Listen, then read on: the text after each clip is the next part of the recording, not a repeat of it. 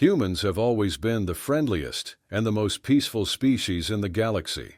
When one of the most ruthless empires decides to wipe out the pathetic humans and their diplomacy, they discover that humans have something that no one in the galaxy has ever seen: nuclear weapons. The humans were always an interesting lot. They were not so taken by war like many others before them, nor did they seek to propagate it. But a brief glimpse back into their wild history showed that they used to be troublemakers in their own right, constantly warring among themselves. After the first contact long ago, they put their differences aside and strived to create a better future for their people. Well, that is what their history books say, at least. I wouldn't be surprised if they decided to selectively quash some rather terrible aspects of their history. Each and every one of us had our own sins. I highly doubted they were the exception. Nonetheless, they were seen as peacemakers upon the galactic stage, a neutral entity in all schemes of conflict, and a helping hand to all those who required their assistance. Which is exactly why, when I heard the news, I was shocked by it, but afraid all the same. I remember that day like no other. I was relaxing in my office on the 9th day of the week. My ships had recently left to a neighboring system to trade goods, and the aches and pains of my old age did not seem as prevalent as they used to be. Even though I no longer held office, I still kept up with all the political happenings, mainly because it helped me decide what business avenues to take. The door to my office swung open, and in walked my assistant, a rather nervous look cast upon his pale face. His white fur seemed to stand on its end as he walked in, and his two tails swung about wildly, as if they were fighting each other for dominance.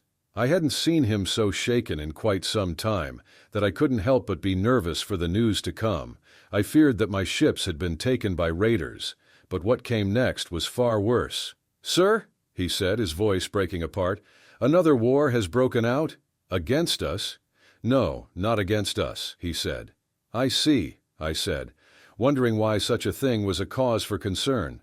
Our race had not been to war for longer than I had been born, and we worked alongside the humans to ensure that no other wars would break out. If they did, we would assist the beaten and downtrodden. While it was inevitable that war would eventually surface from time to time, for it was an unmistakable fact of life, I could not fret over every little instance, or I would have been consumed by stress long ago. The lesser races would always war against each other and eventually die out in a few generations. While I used to take more of a compassionate stance towards wars and the like during my time in office, I had become jaded from that experience. And now, if my ships were not directly in the line of fire, that kind of news was no more important to me than the weather. "And who is it this time?" I asked, not caring to hide the boredom evident in my voice. "The Akaton." I felt my heart's pause for but a moment, for I knew that whoever they set their eyes upon would no doubt be rubble by the new year. They were a warlike empire, but one far more sophisticated than the bottom-rung junk that cluttered the universe. They were ruthless and efficient, and controlled many aspects of trade in many systems. I had my fair share of dealings with them, so I was well aware of their kind. And who did they declare war on? He paused for a moment. "The humans." I jumped up from the desk, causing my assistant to recoil in shock. "What? When?" "Just as of 20 minutes ago," he said, as he shuffled back from me.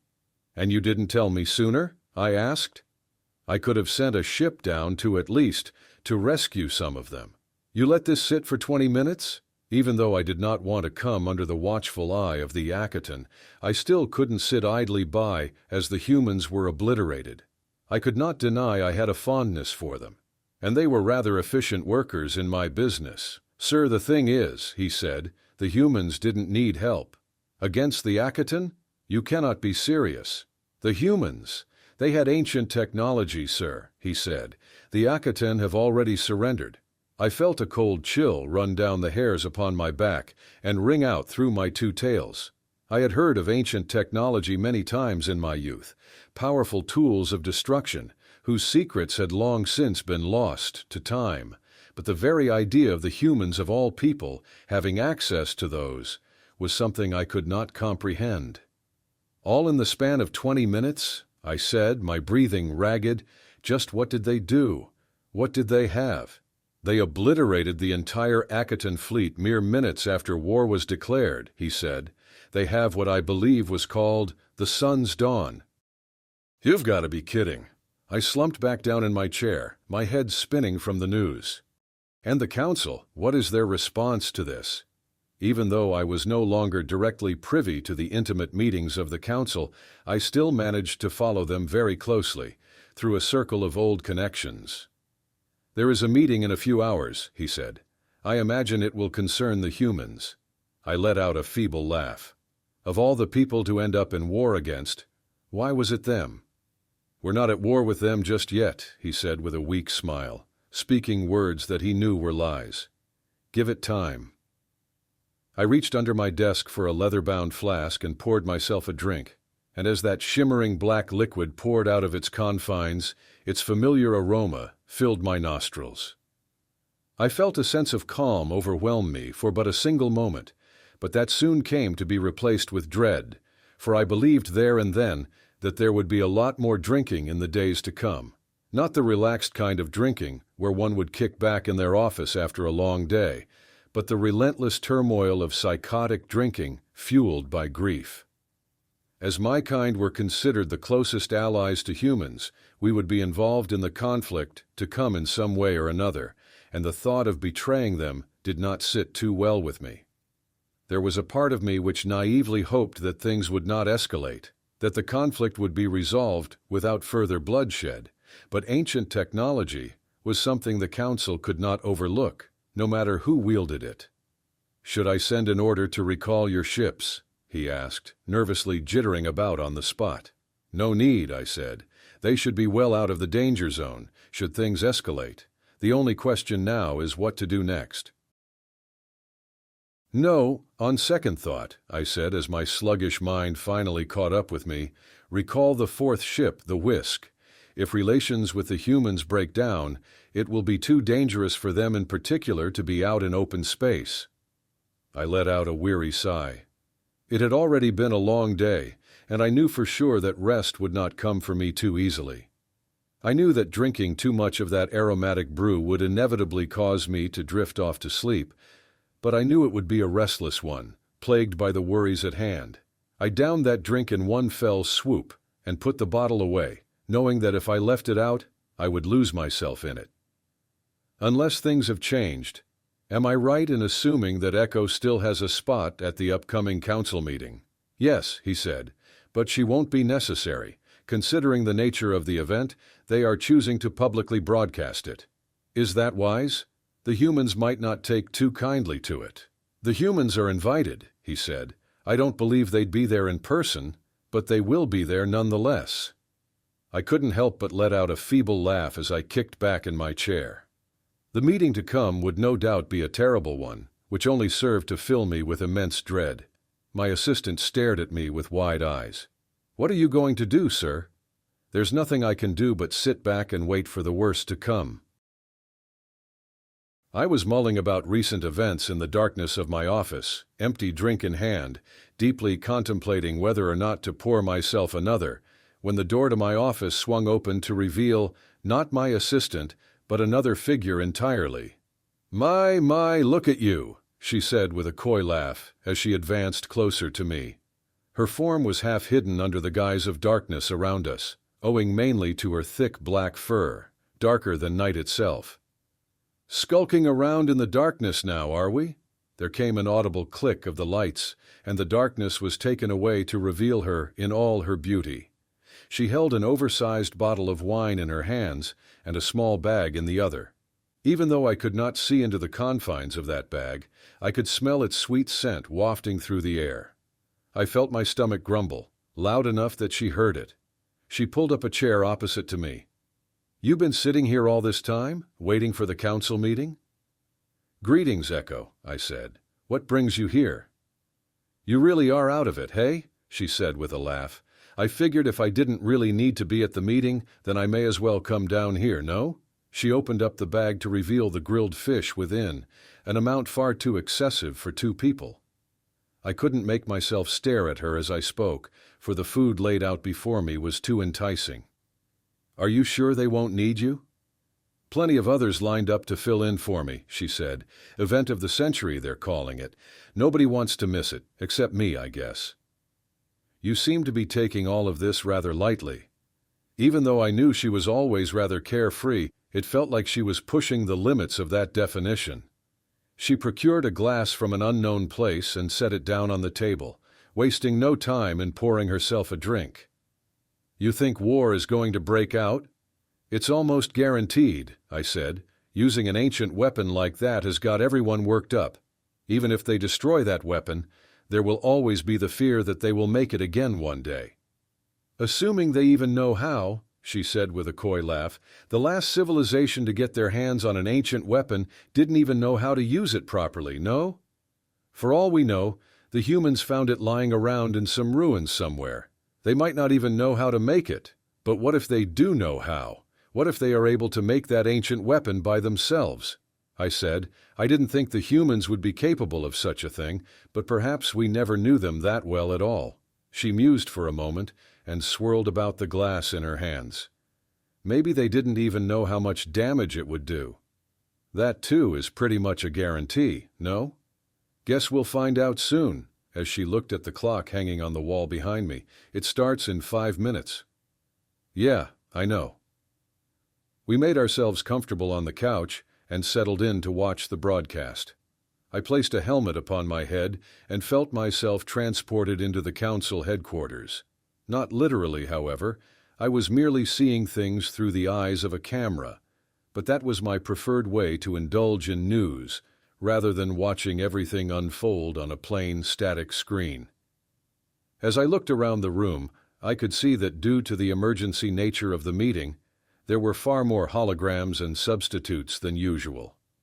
Not everyone could make it to that meeting in time, and even some of those who could opted to use different methods to represent themselves. There was a tension in the air, even though I was not there in person. It felt suffocating all the same. I looked over to the Akaton Emperor, Ra, Red, and Reptilian, who had surprisingly come to that council meeting in person. Even though it was hard to get a read on him, owing to his beady black eyes, but I felt a primordial sense of anger emanating from him all the same. The human president, Henriksen, sat across the room, a blank expression fixated upon his face. Even though I had seen that man many times before, I didn't realize just how plain he looked until that moment. It was not to say he was ugly by their standards, but he had no standout features upon him that one could consider unique. There rang out a series of faint footsteps, and as I looked towards the podium, I saw the council leader, Orden, walking up to it. He was a Magellan, his sleek features only serving to make his white skin seem even more slimy than usual. As he whipped his head about, his giant fish-like ears fluttered about. "As you all know, this emergency meeting is in regards to the recent conflict concerning the Akaten and the humans. During this brief conflict, which ended in a ceasefire," said Orden, his gargling voice ringing out loud and clear, "the humans used an ancient weapon, one known as the Sun's Dawn. Henriksen," he said, "will you confirm or deny the validity of this statement?" All heads turned towards the human president, who seemed to be staring down at the table before him. There seemed to be no remorse in his eyes nor madness, but rather the face of someone who had grown tired of such trifling matters, which was an expression far more terrifying than any other. Henriksen cleared his throat and spoke in a voice which sung with the harshness of gravel. "There is no mistake. In order to ward off the Akaten fleet, we used a weapon which you refer to as the Sun's Dawn." There came a symphony of shocked gasps from around the room, slowly settling into an eerie silence. "And how did you manage to get your hands on this weapon?" said Orden, his stoic face as plain as ever. "I hardly see how that is even relevant," said Henriksen, as his head turned to face Ra. "What is more important is the Akaten declaring war on a neutral civilization, entirely unprovoked.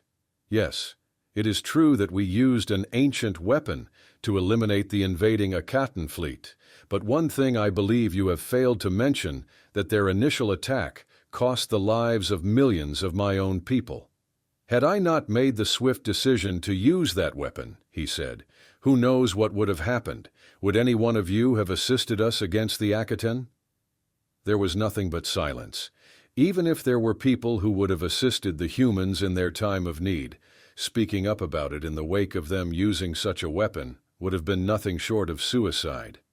Even my own leader did not voice her opinion, even though I knew full well in any other situation we would have defended them if need be.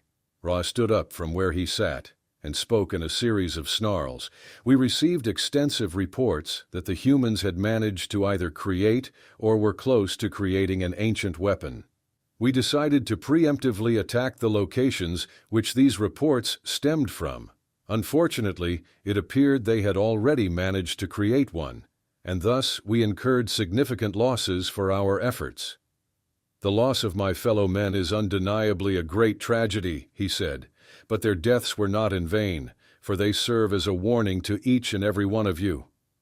The humans have acted under the guise of neutrality to gather intelligence pertaining to this ancient weaponry, with the intention of one day harnessing that power for themselves. The results are clear as day. They now have the power to turn you and everything you have known to rubble. It is paramount that we do not allow them to continue as they are, for in their current form, they are a liability, a threat to all of existence. I felt my hearts beat down in my chest as I slowly resigned to what had happened. There was no denying that war would break out, and the humans as I knew not what would happen to the humans in the wake of it. "Henriksen, leader of the humans," said Orden, "what say you in your defense?" "Are the words of a warmonger automatically more credible than my own?" he said, as a brief flash of anger came across his visage. "Have you any proof of any of this?" "Your allies," said Ra, as he looked across the room. "The Omata." I heard Echo speak under her breath from beside me. "Oh shit, first I've heard of this." I looked across the room and saw our leader, Atama of the Omata, stand up from where she sat across the room. I watched her weathered face with utmost intensity, and saw the sorrow clearly reflected in her eyes. I felt a pit form in my stomach, for I knew what was to come. "It is true," she spoke in a soft voice. "We have suspected the humans of this for some time, but have not acquired any proof until recently. I knew in my heart that if our people said it to be true, then it was the pure and honest truth." "And where is this proof?" said Henriksen, his eyebrows raised. "I do believe such baseless accusations need something to back them up, or is this all thing a farce?" "What merit is there in protecting the Akatan, I ask," he said, as he pointed an accusatory finger their way. "You blame not the aggressor for this conflict, but the ones who defended themselves from them." "Govern yourselves accordingly, humans," said Orden, as a faint frown appeared on his face. "Considering your past actions, we will be more lenient on you, however, if you do not destroy any and all things related to this ancient technology. We will be forced to take matters into our own hands." "Utterly foolish, Orden," said Ra. "You cannot allow such a menace to continue existing. Who knows who will come under their ire in the days to come?" "Calm yourself, Ra," said Orden. "You are not entirely innocent in this matter." He turned towards Henriksen. "Now, will you agree to dispose of all things relating to this ancient technology of yours? I suggest you consider your answer wisely." A crude smile flashed across Henriksen's face, and as he opened his mouth to speak, a sharp bang rang out, and he collapsed upon the table, blood pouring from a gaping hole in his head. There was no absence of chaos in those next few moments, of frenzied yelling and panicked movement. Then the broadcast cut to black.